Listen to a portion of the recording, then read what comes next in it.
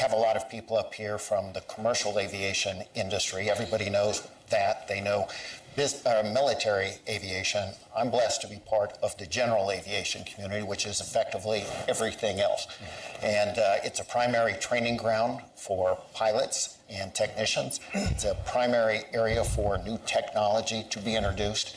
It's critical for our emergency response and access to airports and airspace.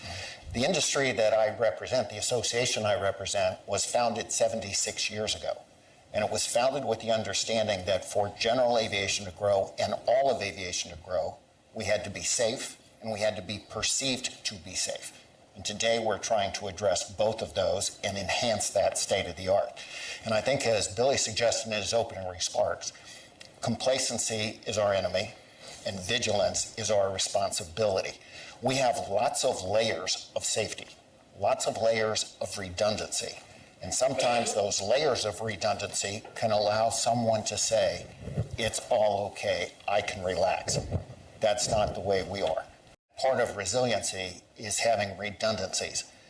And we have a lot of them, but there are areas specifically with technology where I think we can add to that. And I think the example of that is really in NOTAMs. We had a situation where we lost the NOTAM system for a couple of hours. The impact was significant. I think we can recognize there is an opportunity where, with urgency and with funding, we can move forward with increased technology, and we can make sure that the NOTAMs themselves don't just provide data, but actual information. Across the system, we're vulnerable to complacency. Yeah. Exactly as you said there, Billy, basic blocking and tackling, that commitment to be vigilant every day is really important. Now, we've talked a lot about the importance of training, and I think that's something that every one of our organization is very outgoing about. At NBAA, for example, we hold safety stand-downs for single pilot operations. We participate in safety stand-downs for more complex operations. We have a safety committee that operates. We systematically participate in things like the General Aviation Joint Safety Team. So I think part of what we need to do is to make sure that we are facilitating communication, understanding, and engagement. Making sure that the training actions are actually what are happening on the day-to-day basis. We're the largest, we're the safest, we're the most efficient, and we're the most diverse air transportation system in the world.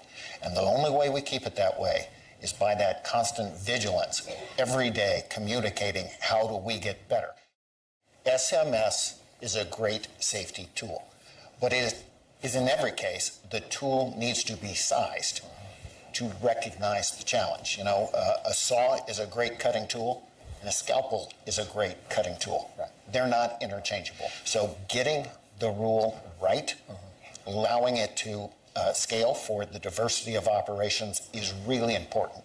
You know, let me touch on the role of technology because it is so important in our ability to move forward. And we all know through the years how important technologies like autopilot have moved us forward. And over the past couple of years, we're seeing enormous technologies coming to the market. And we've got to recognize the longer they're delayed, there is a safety impact on that. We have got to have strong communication, coordination, engagement. Safety is an industry responsibility, an FAA responsibility. Certainly the legislature, the public, all of us need to be working together because having a safe, efficient, diverse air transportation system, it's important for our economy, it's important for our point in the global environment. We need to be leaders, and we're only going to be able to lead if we understand each other and we work together on that common goal. We've got to be safe, and we've got to be perceived to be safe.